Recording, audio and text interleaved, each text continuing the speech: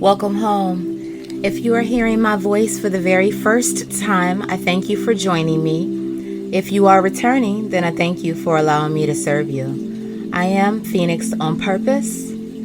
My purpose is to serve, and I'd love to show you how. Now have a seat, look around, and like some stuff. But most importantly, stick with me. I am going to teach you a thing or two about a thing or two. This is Purpose, Not Permission. Episode 3. Be you, and be you 100% of the time. The key and the only way to get to know you is to isolate, edify, and evolve. Understand that when you do not know you, you then become a friend of everyone, which makes you an enemy to yourself. Isolate, meaning to silence every single distraction and be extremely intentional about understanding exactly who you are. Edify, learn all about you, who you are, and your why. Decide to evolve. Make an intentional decision to spend time with just you, to work on you, so that you then become the absolute best version of yourself. Once you get to this space, understand that this will be a continual process. We are all becoming. We are all going to be in a state of becoming until our demise. Hear me. Now, we are approaching, almost 8 billion people in this world, on this planet? I mean, after this pandemic of 2020, right? So now is the absolute perfect time to sit with you and get to know you. I'm speaking from personal, very personal experience and from an extremely vulnerable place. I had to become fed up with me in order to commit to becoming a better me. I had to get sick and tired of being sick and tired. Hear me very clearly. Okay? I was once 288 pounds. At my peak weight, 288. That was a size 28, 24 in women. Roughly t-shirt size 3X, maybe 4X, depending on the cut. As of today, this morning, when I weighed in, I am 164 pounds. A size 4-6. Medium-sized t-shirt. Understand also that it wasn't at all that I didn't know who I was. There was never a point where I didn't know who I was. I had just gotten lost, and I had to make a decision to commit to rediscovering myself. And it was not an easy process. In a later video, I will break down every single thing that I did in order to lose the weight, what help that I had, what tools that assisted me. But again, just tools. There is no magic, miracle, cure, pill, remedy. There's nothing magical. And I will break that down in a later video. But understand, and I said this before, that I'm still becoming. You're still becoming. We're all in a continual state of becoming. But I am married to my evolution. And I will steamroll over anything or anyone that tries to deliberately derail my process or get in my way of my evolution. I am very specific about my word choice. And I am hoping that that was clear. See, when we all get to this level of commitment to ourselves, to our personal development, to where we are married to our evolution, and there is no divorce, there is no prenup, there is no getting out. You know why? Because you are stuck in your body as you for the rest of eternity. The world that we all occupy becomes that much better when we all commit to looking ourselves in the mirror, right? And being okay with our flaws, but also committing to the things that we can do to become the best version of ourselves.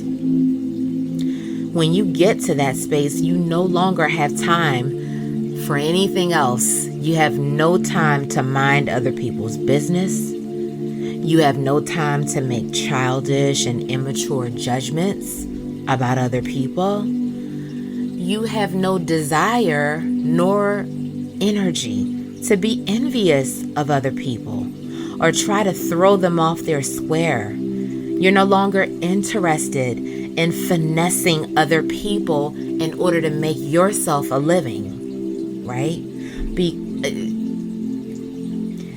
You get to a space where you're in an acceptance and a level of intense love for yourself.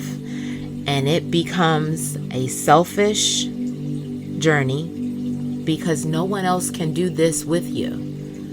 It's great if you're able to perhaps find an accountability partner. That's amazing. I did have a couple of accountability partners, right? But they can't do your work for you. It's still a you journey.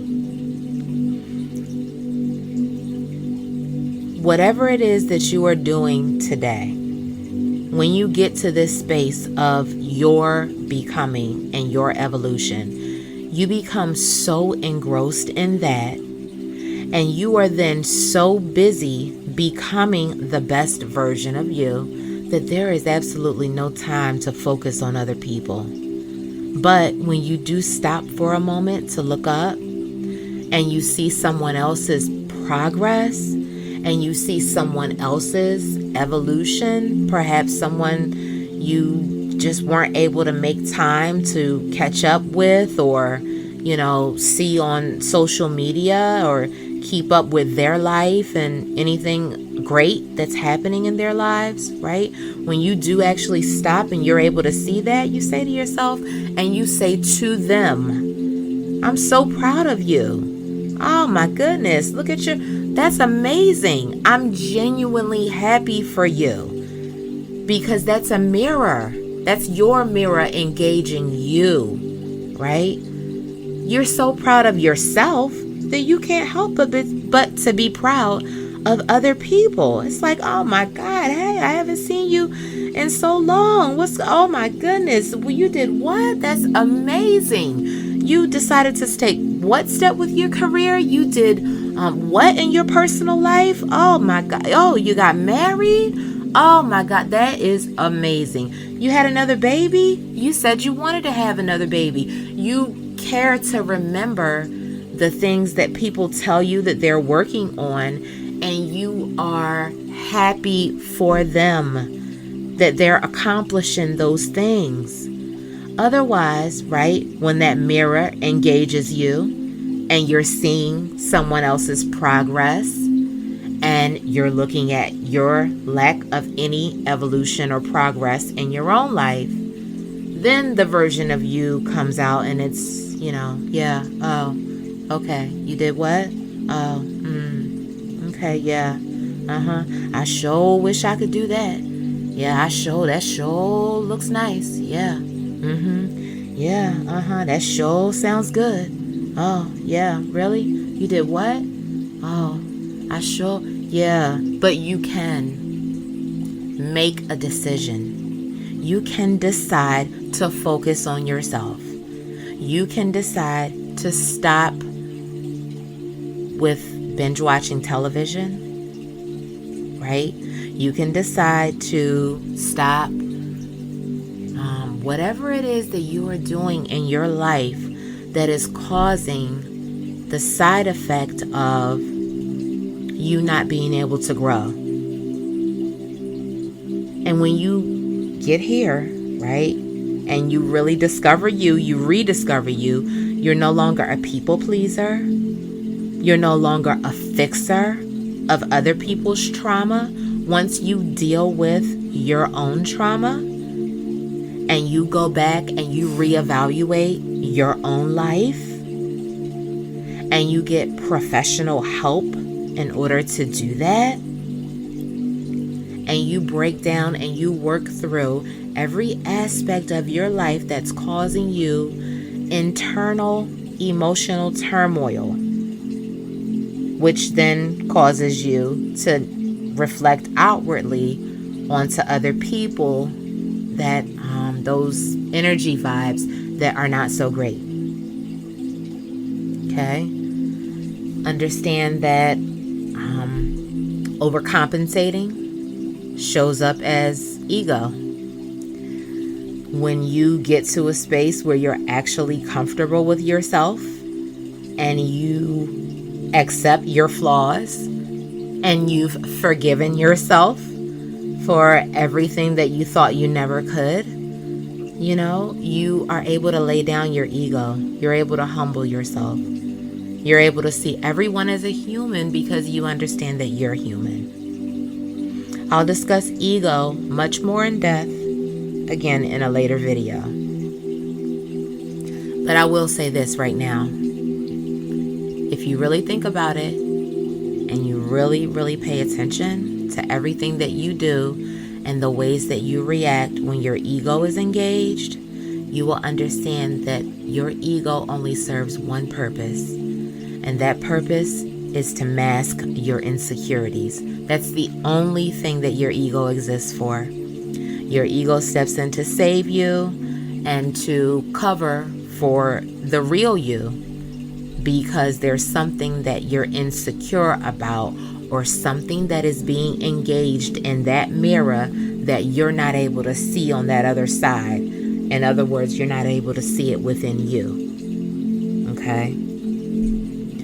Understand also that when you decide to be you, right, and you learn who you are, you're no longer living in yesteryear. You're no longer living in the old days, your memories. You're no longer scrolling through countless images and pictures every day in your camera phone and videos of what happened in 1992.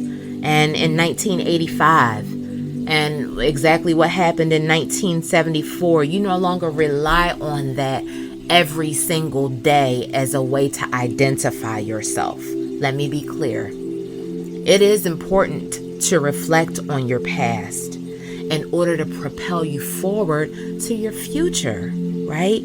But you don't live there anymore. You're not dying to post memories of what you used to do and where you used to go and who you used to be associated with so that you can get your Throwback Thursday hashtag on.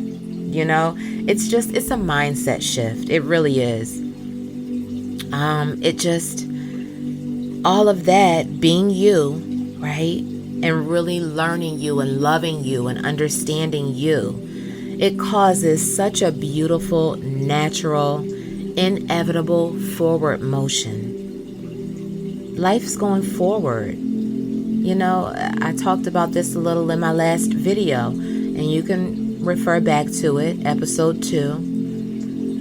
Life moves forward. We are always becoming and propelling in a forward, constant motion, just like water. If you're spending all of your time trying to be someone or something or go back to anything that's no longer you,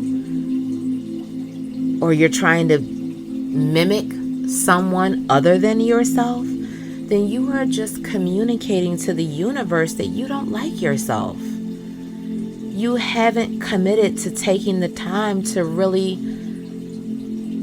identify with the beauty of your individuality. We are all unique, beautiful individuals. There are, again, almost 8 billion of us, over 7 million or 7 billion of us on this planet. You know, we all have a unique fingerprint. I know you've heard this countless times.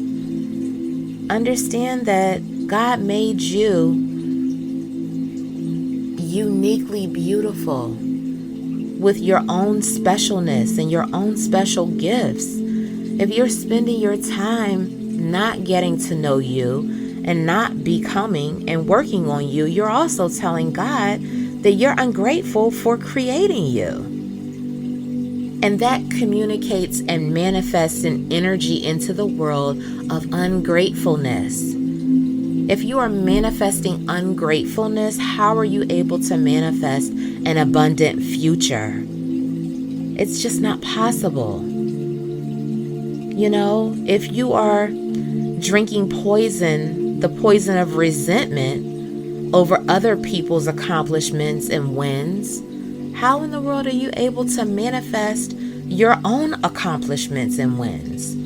That does nothing for you to hold on to resentment. I forget every single day. I forget a disagreement I may have had with someone other than to analyze it so that if I'm presented with this situation again, I can make sure that I handle myself in a manner where I am proud of me. Because God knows I have handled myself in situations where I'm being, engaged with an energy that wants to be combative, purposefully combative. And I don't respond well to that type of energy. I don't enjoy arguing at all. It's something that at this point in my life, I've decided that I just won't engage with at all. I don't engage with people's ego, and I don't engage with, how do I want to say this?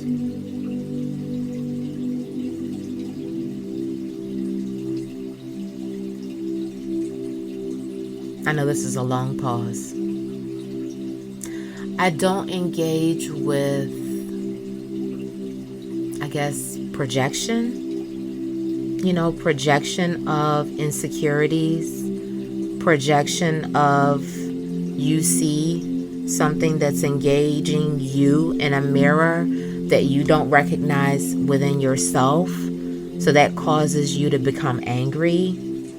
It triggers you into a space where you feel that the only recourse of action for you is to try to provoke this person out of their space of peace. I walk away from that, and the winner is always the one who walks away.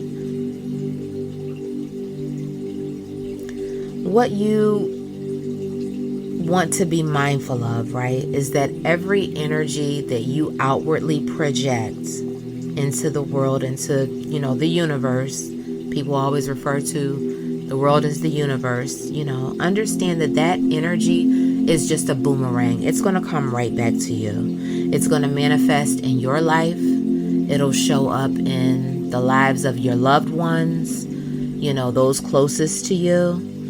It shows up in the way that you walk, the way that you carry yourself, the way that you talk, the way that you express yourself, your body language. You're always communicating to the universe, always. You are a collaborator. The way that you stand tall and hold your shoulders back, no matter whether or not someone else thinks you have reason to stand tall and hold your shoulders back, is irrelevant. You find your reason to stand tall and hold your head high. If you are shuffling and you're hanging your head down and you have lack of eye contact with other people, that communicates an energy of self-consciousness and lack of self-awareness to the universe. So, you're always communicating, and understand that you are a collaborator with anything that you want, good to happen for you and in your life. Know also that the most observant people in the world are the ones that hear everything that you don't say. Everything. And that goes far beyond the cliche of reading between the lines. I just had a thought. I had a weird thought.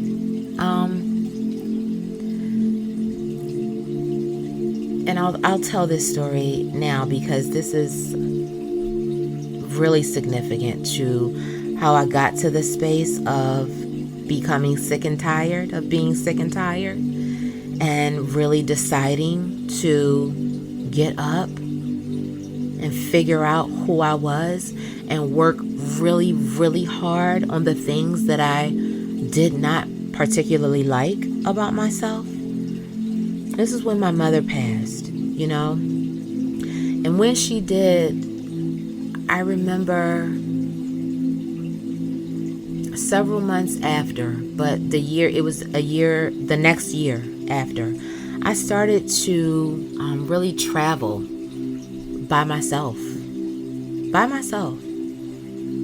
I started to figure out really creative ways, because I didn't have a lot of money. I still don't. I started to really research and figure out really creative ways to take a vacation by myself with just me, so that I could be in a space of solitude and sit with myself and really get to know who I was and what I liked, and go places that I've never been. When she passed away, she was 65 years young. 65. And she was beautiful. People say that I look just like her. And I have several photos of her. Not a ton, but several photos that are posted on my social media. You can go to my Instagram, Purpose Not Permission, and check them out. My mother was beautiful, but she had a lot of dis-ease inside of her. She had a lot of regret over her past. She lived in the past a lot. My mother was a lot of great things, let me be clear. But I learned from other people's mistakes. They say that the smartest people learn from their own mistakes, but wise people learn from the mistakes of others. I think that's how that saying goes. So hear me clearly. I saw that, and from conversations that she and I had, countless conversations, my mother lived and died with a lot of regret. Things she had never done, conversations she'd never had, places she'd never gone, things that she wished that she did, before her time was up. And a lot of these conversations took place when she was in the hospital. She laid in the hospital, and I watched her fight for her life. In a hospital room, bedridden for almost 6 months. And that is what switched in my mind. And that's where I think I decided to really say, okay, I can't do that. I don't want to repeat that same cycle. I have to figure out who I am, and I have got to get to a place of peace. And there are some things that I have never told anyone. But she and I had a conversation, and it was the first time I'd ever seen her cry. And in that moment, I realized that the way I looked up to her my whole life was an example of a strong, really just go-getter, just really tough, no excuses, figure it out, just live life to the fullest, because she did do a ton of traveling, but she still, she cried for the very first time, and I lost it. I couldn't believe it. And she said to me, I want you to make me a promise that you are going to find out how to get happy. She said, you are not happy.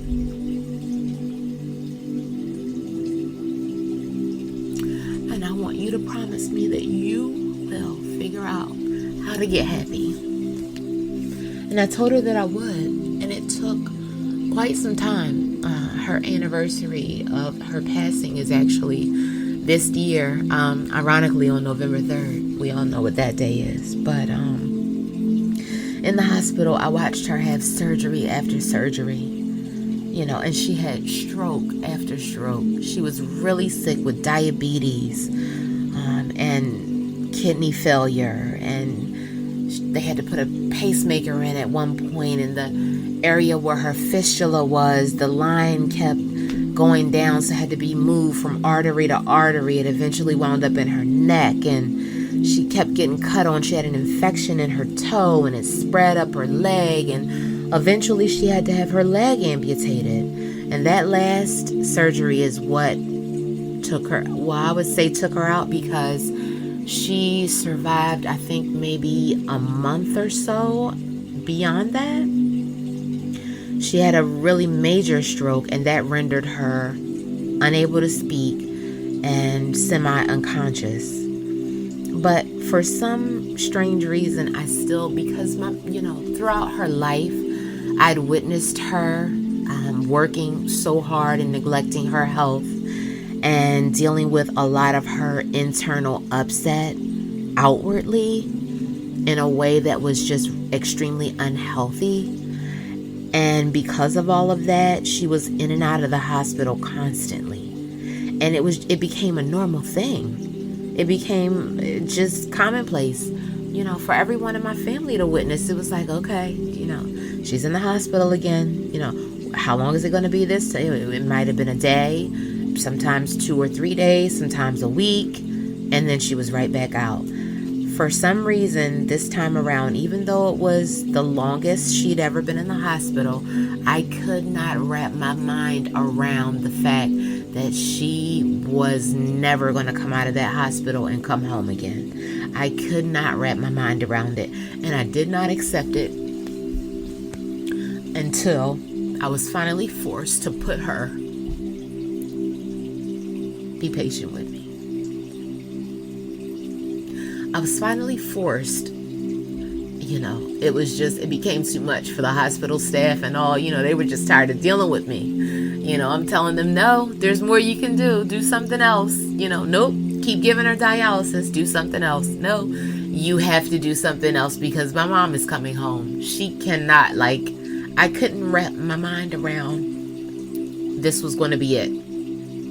Every time, my family would sneak her food in the hospital and give her fried fish and, macaroni and cheese. I'm like, just going at it with them. Why are you feeding her that? That's not helping her. She has to get better.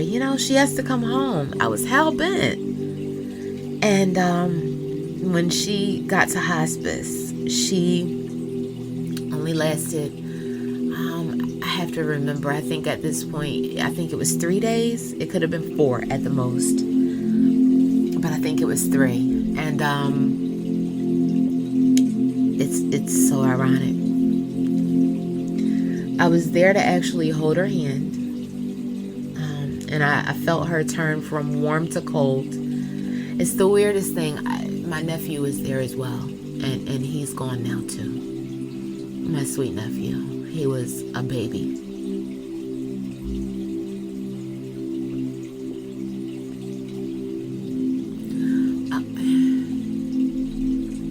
He was a few weeks shy of turning 18. A baby. He just turned 18. You know, in a lot of people's eyes, that's a man, but, you know. But something came up in my spirit, and my nephew, we called him Junior.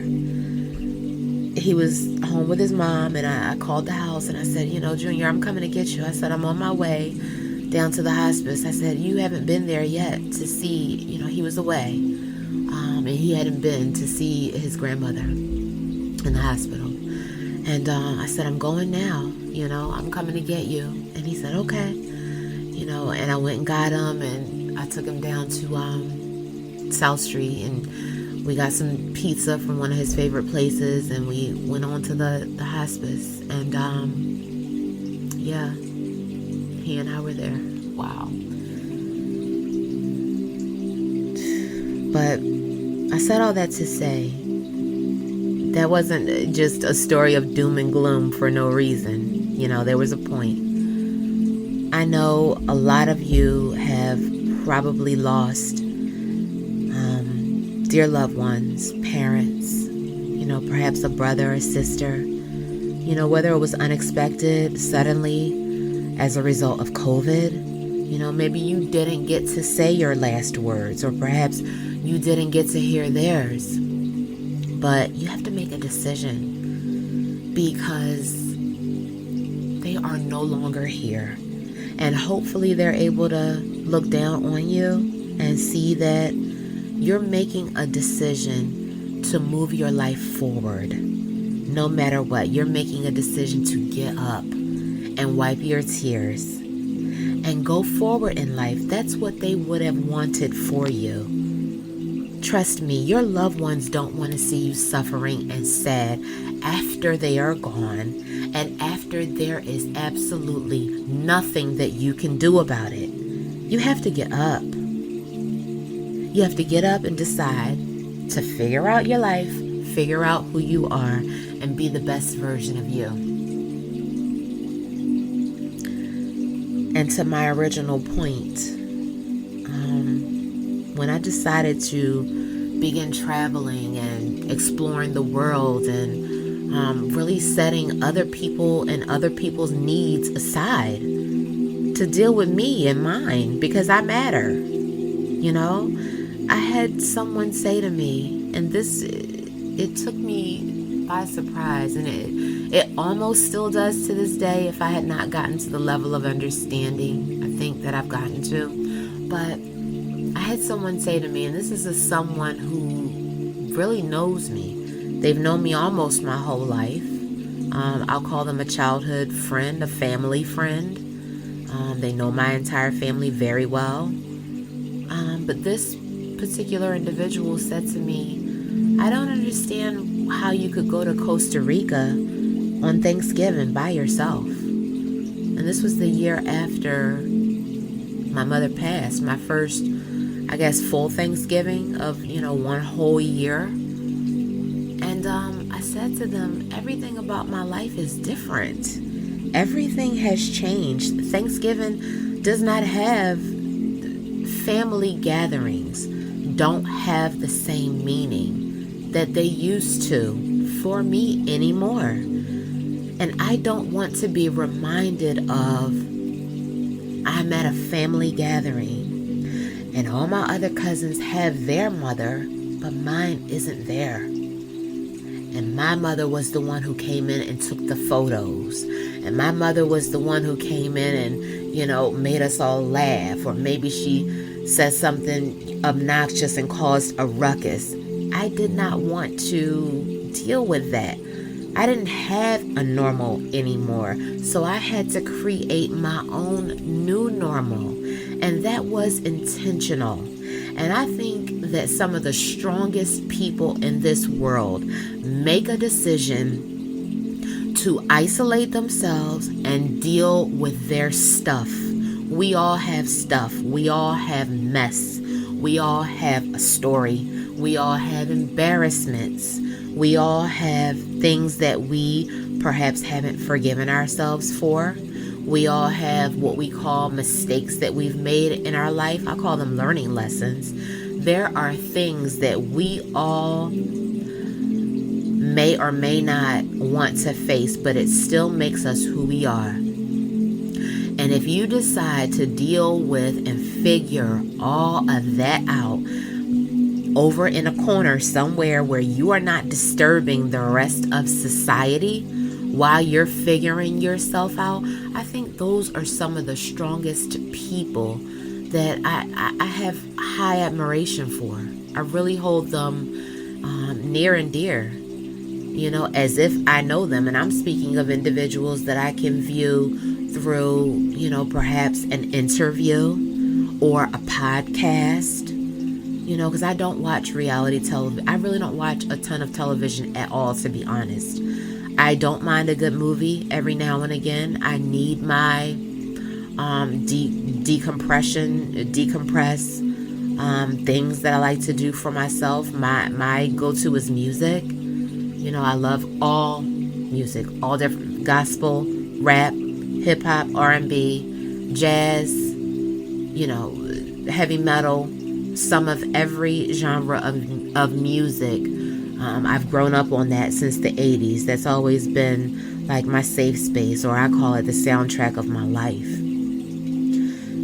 But I don't watch a ton of TV. I really don't. It's a decision that I made, years ago. It's just, I can't find myself in the television. And a lot of times I don't particularly care for the images that are reflected back to me on TV because I don't identify with that at all. It's just a choice that I've made for me,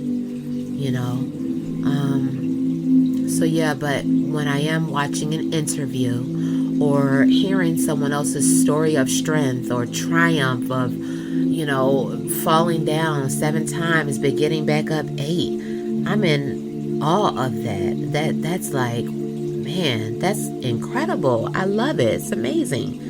It's so amazing, and it's beautiful to witness. That takes strength. It really does. We all have a story. I've said that. We all have our stuff that we've gone through, but you just have to decide, number one, that you aren't going to be embarrassed about your story anymore, because I guarantee you something that you've gone through, experienced, something that you've done, something that you've thought, something that you've done, someone else has done the exact same thing. I know that there are some of you out there right now listening to me, and you have a very similar story. Maybe you got up, maybe you weren't able to. Leave a comment below. Let me know where you are on your journey. Tell me about your stories. I want to hear them. Send me an email. Send me a DM. I read them. I don't always have time to respond, but I do read them. I don't always have time to respond to my email, but I do read them. I see them. I respond to genuine people. I respond to someone who isn't trying to finesse me, okay, or sell me on something. I'm not the girl that you can sell. I know exactly what it is that I want. I know exactly what it is that I aspire, where I aspire to be in life. I know what I'm working towards. Yes, I'm open to a detour from God.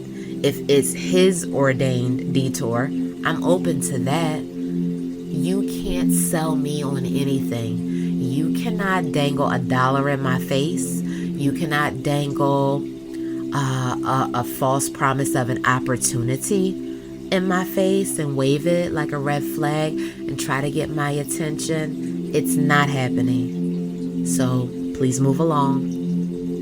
Okay? Leave me your comments below. Let me know about your journey. Let me know whether or not this story resonated with you. Let me know if you are on a path to finding your strength. Tell me about some of the things you want to hear or specific details that I did not get into and that perhaps I did not refer to, that I'll be willing to discuss in a later video. In the meantime, that's all for this episode. I thank you for listening. Remember my key principles: love, travel, and manifest.